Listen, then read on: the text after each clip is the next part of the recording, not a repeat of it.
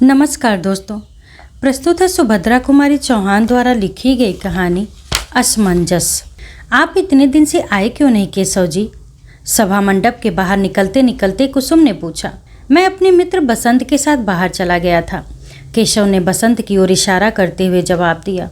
कुसुम ने बसंत की ओर देखा, फिर जरा रुकती हुई बोली, क्या यही आपके मित्र बसंत हैं? मैंने जैसे इन्हें पहले कभी देखा है। कन्वोकेशन डिबेट में फर्स्ट प्राइज जीतने वाला बसंत एक बालिका के सामने कुछ घबरा सा गया। उसका चेहरा लाल हो गया। उसने कुछ भी उत्तर न दिया। केशव ने कहा, हाँ, प्राइज इन्हीं को मिला था।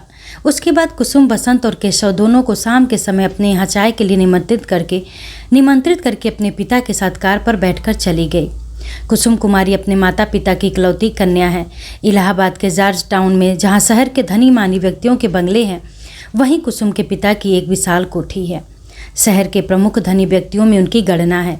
उनके पास मोटर है, गाड़ी है और भी न जाने क्या क्या है। 10-5 नौकर सदा उनके घर पर काम किया करते हैं। घर बैठे केवल लेन देन से ही उन्हें 600-700 रुपये मासिक की आमदनी हो जाती है। कुसुम ही उनकी एकमात्र संतान है, जो वहीं क्रॉसवेट गर्ल्स स्कूल में मैट्रिक में पढ़ती है। केशव कुसुम का पड़ोसी है, यूनिवर्सिटी में बीए का विद्यार्थी है। बसंत केशव का सहपाठी है। वह अपने मामा के साथ अहियापुर में रहता है। बसंत के माता पिता बचपन में ही मर चुके हैं और तभी से बसंत अपने मामा का आश्रित है। बसंत पढ़ने लिखने में कुशाग्र बुद्धि, सदाचारी, सरल स्वभाव और मिलनसार है, इसलिए शिक्षक उसे चाहते हैं और सहपाठी उसका आदर करते हैं। शाम को केशव के आग्रह से बसंत कुसुम के घर पर गया किंतु उसे वहां बात बात में संकोच मालूम हो रहा था। जब कुसुम उन्हें लेकर मुखमली सीढ़ियों पर से ऊपर अपने ड्राइंग रूम में जाने लगी, तब बसंत ने अपने पैरों की ओर देखा। जहाँ कुसुम के कमल सरीख मुलायम पैर पड़ रहे थे, वहाँ अपने धूल भरे पैरों को रखने में उसको कुछ अटपटा सा लगा। कमरे में पहुंचकर वहाँ की विभूतियों को देखकर बसंत भौचक सा रह गया। ऐश्वर्य के प्रकाश में उसे अपनी दशा और भी हीन मालूम होने लगी। उस वातावरण की योग्य अपने को न समझकर उसे कष्ट हो रहा था। वह बार बार सोचता था कि मैं नाहक ही यहाँ आ गया। कुसुम अद्वितीय सुंदरी थी। उसकी शिक्षा और व्यवहारिक ज्ञान ने सोने में सुहागे का सा काम कर दिया था। उसके शरीर पर आभूषणों का विशेष आडंबर न था। वह लाल किनारी की एक साफ साड़ी पहने थी, जो उसकी कांति से मिलकर और भी उज्जवल मालूम हो रही थी। कुसुम का व्यवहार बड़ा ही शिष्ट था।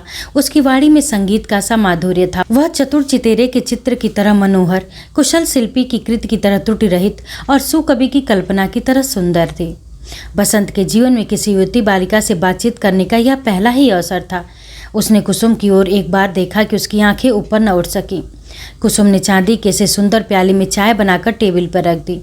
तस्तरियों में जलपान के लिए फल और मिठाइयाँ सजा दी। बसंत स्वभाव से ही शिष्ट था, किंतु आज वह साधारण शिष्टाचार की बातें करना भी भूल गया और उसने चुपचाप चाय पीना शुरू कर दिया।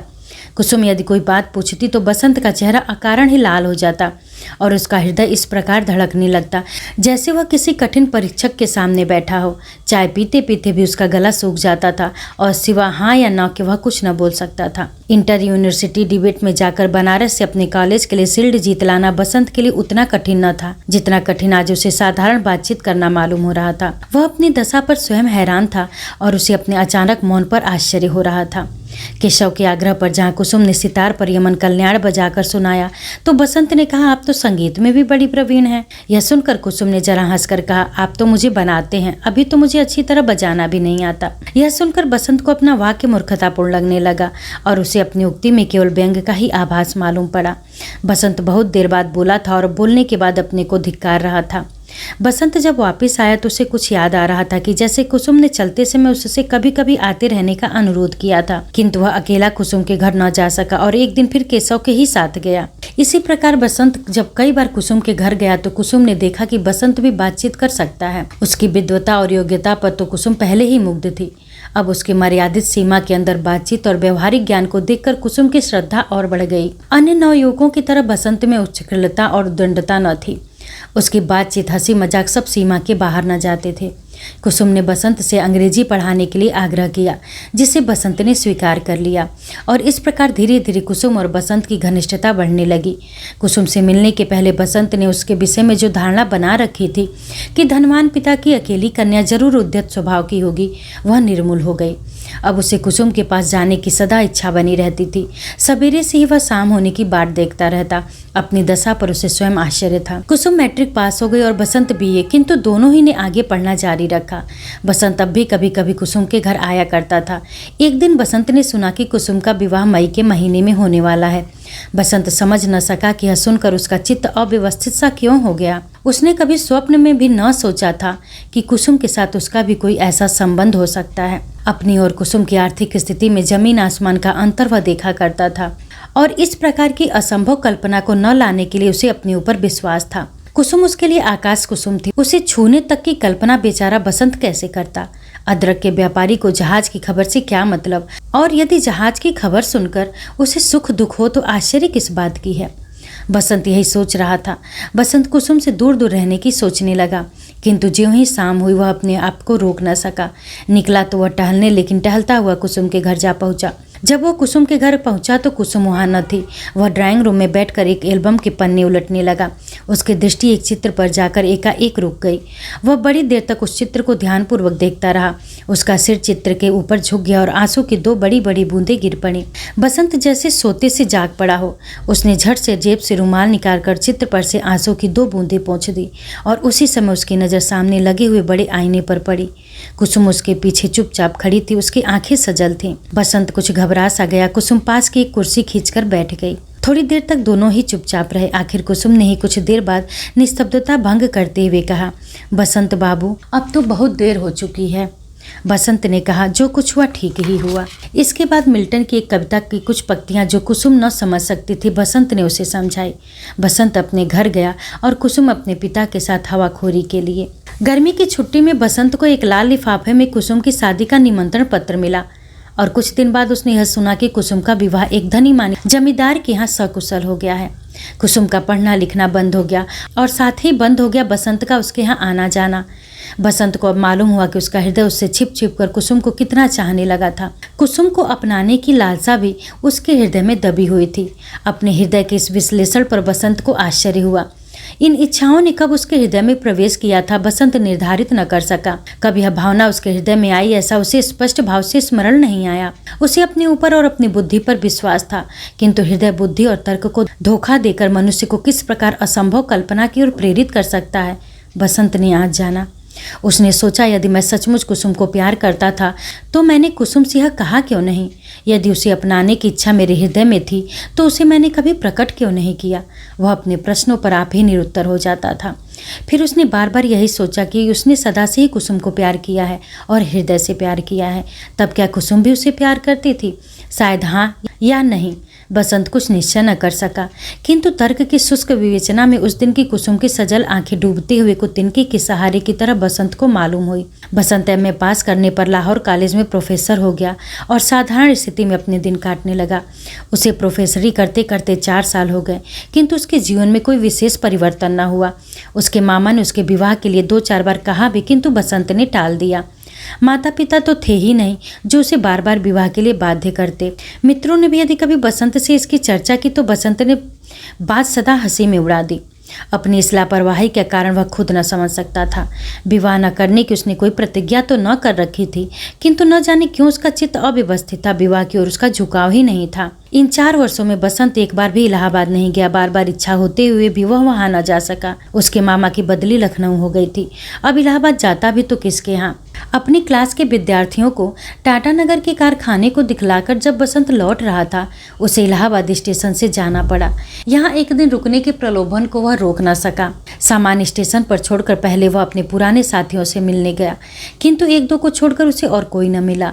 फिर वह जॉर्ज टाउन की ओर गया और उसके पैर अपने आप कुसुम के घर के पास जाकर ठिठक गए। दरवाजे पर वही पुराना चौकीदार बैठा हुआ हाथ में तम्बाकू मल रहा था। बसंत को देखते ही वह उठकर खड़ा हो गया, बोला, बहुत दिन में आए भैया, और बिना बसंत के कहे ही अंदर खबर देने चला गया।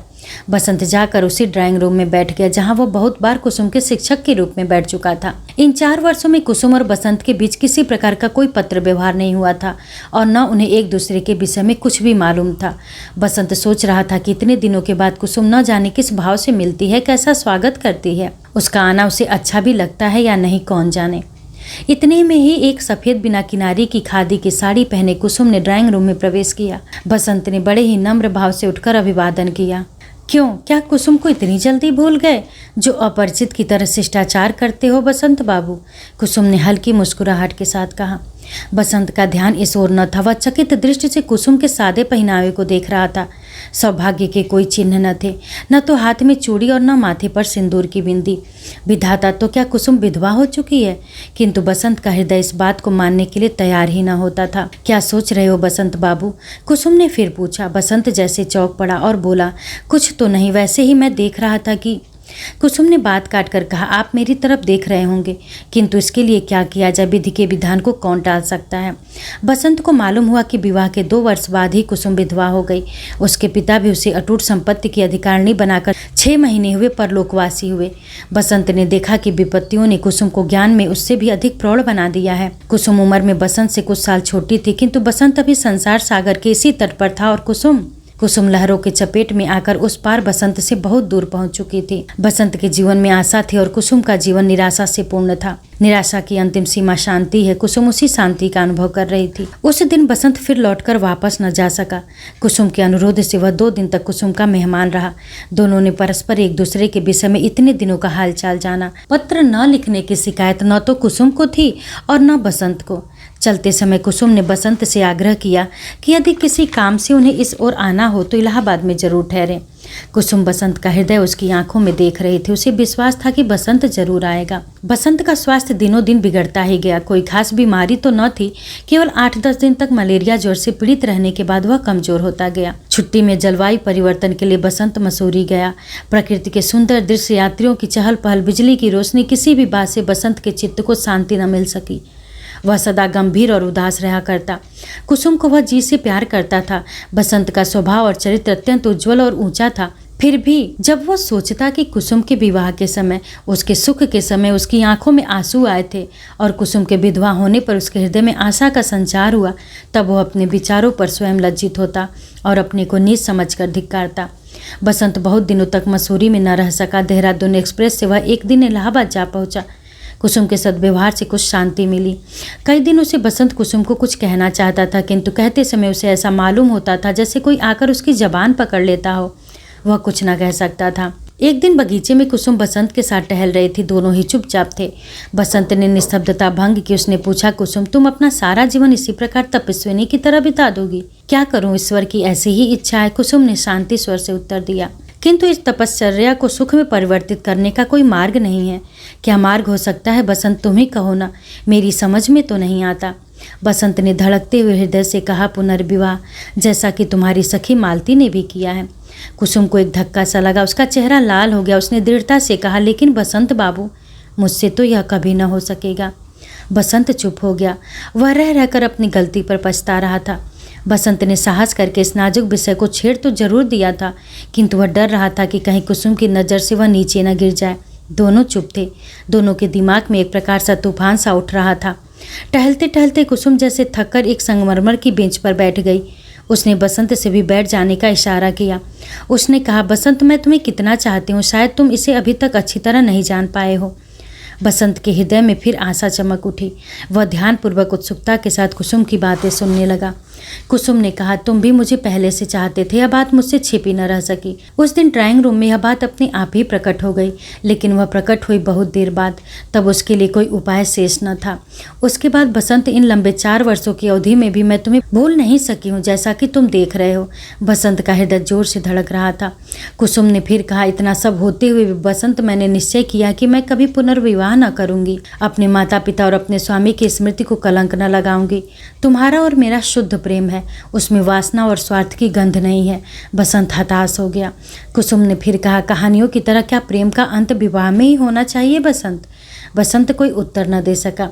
उसने देखा कुसुम प्रेम की दौड़ में भी उससे बहुत आगे निकल गई है। बसंत अपने को स्वार्थी और ओछे हृदय का समझने लगा। उसे ऐसा मालूम हुआ कि कुसुम बहुत ऊंचे से किसी दूसरे लोग से बोल रही हो, जिससे बसंत कुछ समझ सकता है और कुछ नहीं। इसके बाद बसंत और कुसुम के बीच में इस विषय में फिर कभी कोई बात नहीं हुई, किंतु बसंत अब भी समझता है कि कुसुम का तर्क सत्य नहीं है। किसी सुकवि की कल्पना की तरह वह सुंदर जरूर है, पर उसमें सच्चाई नहीं है। परंतु इस प्रकार के विचार आने पर स्वयं अपनी आंखों से नीचे गिरने लगता है। उसके कानों में बार बार कुसुम के ये शब्द गूंजने लगते हैं, क्या प्रेमकांत कहानियों की तरह विवाह में ही होना आवश्यक है?